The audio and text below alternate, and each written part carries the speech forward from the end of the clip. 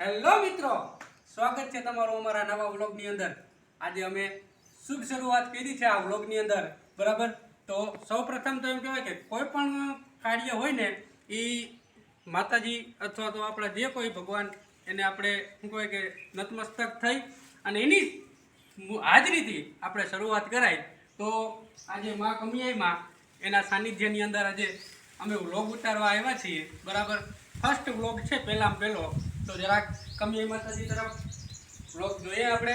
જરાક એનો પહેલાં આપણે પગે લાગી લઈએ, બરાબર.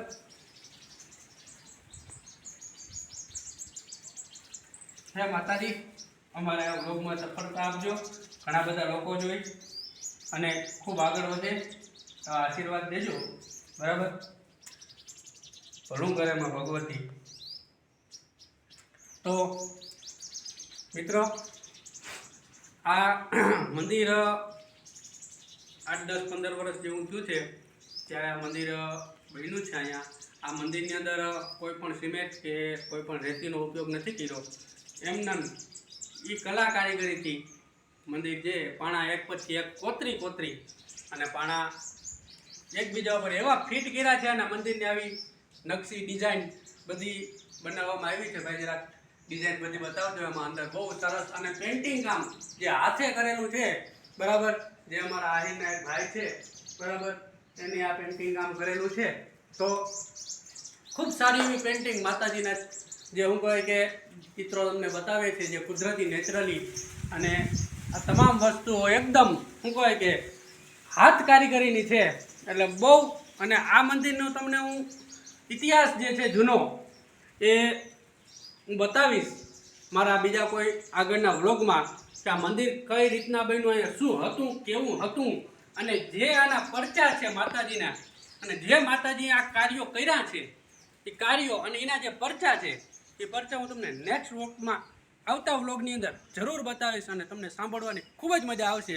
પણ આજે જે કંઈક ધમાલ જેવું કરવાનું છે, બરાબર, કારણ કે પહેલો વ્લોગ છે તો આમ તો બીજી કંઈ એમને બહુ લાંબી એમાં કંઈ જાણકારી નથી. અમે પણ શું કહીએ કે હાલતું કર્યું છે અમારું ગાડું.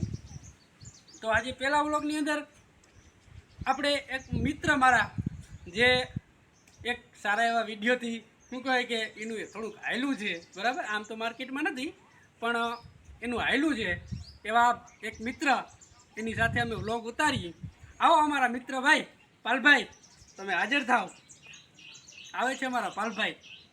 જે ગીત છે, મારા બાપાએ મને ભેંસું લઈ આલી, ભેંસુને હું દોવા બેઠો, ભેંસુમાં દોવા બેઠો, બરાબર. અને પછી જાય રમણ ભમણ થઈ ગયું, બરાબર. અને શું કહે કે સેલિબ્રિટીના તો વિડીયો બધા ઉતારે, પણ લુકેશના વિડીયો ઓલા ભાઈ ઇન્ટરવ્યૂ લેવા જોઈએ. સેલિબ્રિટીના જ બધા ઇન્ટરવ્યૂ લેતા, પણ આવા લુકેશને ક્યારેક ઇન્ટરવ્યૂ લઈ તો એને ખબર પડે કે અમારી માર્કેટમાં માંગ છે. શું કે બાલભાઈ? ઓહો, મજામાં બધું. શું હાલે બાલભાઈ? બસ આ કઈ જો આડવરા થઈ. હા, અને બાકી હવે ડાટા કાઢી. બસ તમે એ કરો. આમ તો હવે ડાટા કાઢે એવા જ છે, બરાબર. બહુ સારા માણસ આપણે કહીએ, પણ બહુ સારા માણસ પણ હવે ડાટા કાઢે એવા છે. તો પાલભાઈ આમ આગળ હાલતા તમારી સાથે આપણે થોડી ઘણી વાતચીત કરીએ. હા. તો પાલભાઈ, તમે જીવનમાં શું કર્યું? જીવનમાં બસ આટા ફેરી અને જુગાર રમ્યા. બરાબર. આથી જુગાર તમે રમો ને? હા, બરાબર. આજ હાતમનો તહેવાર છે. હા. હમણાં 2-4 દી મોરે એવું છે કે કંઈક તમને જરાક શું કહે કે અહીં તો પકડી જાય. ભગવાનની જન્મભૂમિ તમને દર્શન કરવા લઈ ગયા અહીં તો લઈ જાય, ભેગા લઈ જાય, કઈક જવું પડે. હા, બરાબર છે. તો ત્યાં તમને શું કહેવાય કે સારી એવી આગતા સ્વાગતા કરી? ઓ મજા આવી ગઈ, એમ બેહવાની ઉઠવાની બધી એમને બહુ મજા આવી ગઈ. એટલે પાલભાઈ જીવનમાં સફળતા સારી મેળવી છે, બરાબર. એટલે કૃષ્ણ ભગવાનની જન્મભૂમિ છે એવા છે, એકાદી વાર ચક્કર મારી એવા છે કે, બરાબર. કૃષ્ણ ભગવાન તા આવતા વેતા બારા નીકળી ગયા હતા. આ મારા બટા માન જામીન જઈડા છે આને કે હવે રહેવા તા કોઈ જામીનમાં શું જોઈએ, અમારે કાયમ નું થયું.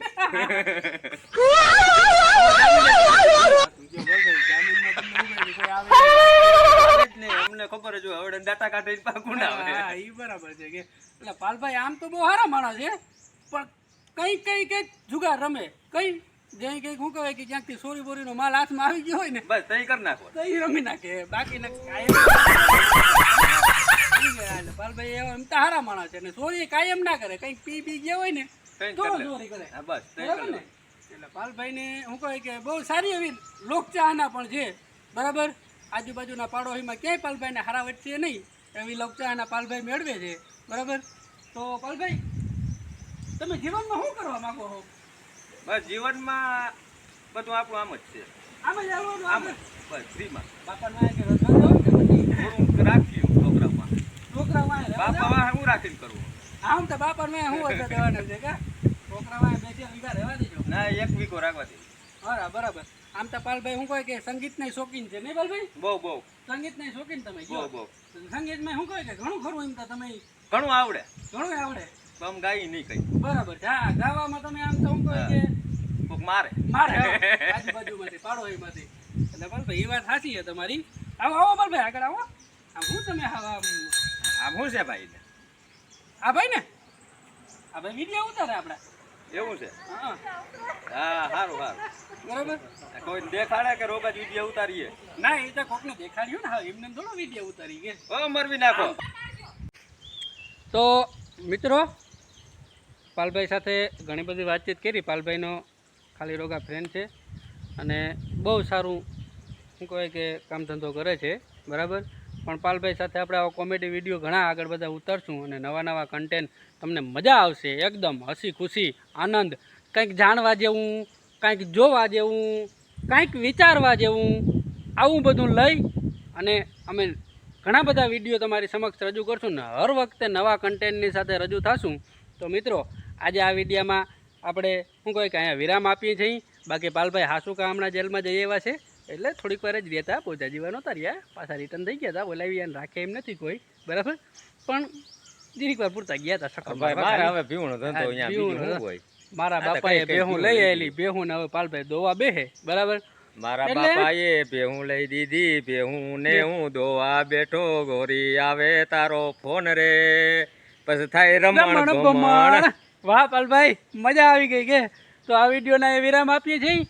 બાય મિત્રો, મળીએ નેક્સ્ટ વ્લોગમાં. આપણા આ ફર્સ્ટ વિડીયો છે, ખૂબ શેર કરો, ખૂબ લાઈક કરો, સબસ્ક્રાઈબ કરો, ખૂબ આગળ મોકલો અને જે કાંઈ ભૂલ ચૂક આ તે અને નવું કાંઈ પણ કન્ટેન્ટ હોય તમારા મગજની અંદર કાંઈ નવી બીજી કોઈ વસ્તુ હોય તો અમને કહો, અમે એ તમને કરી અને બતાવીએ.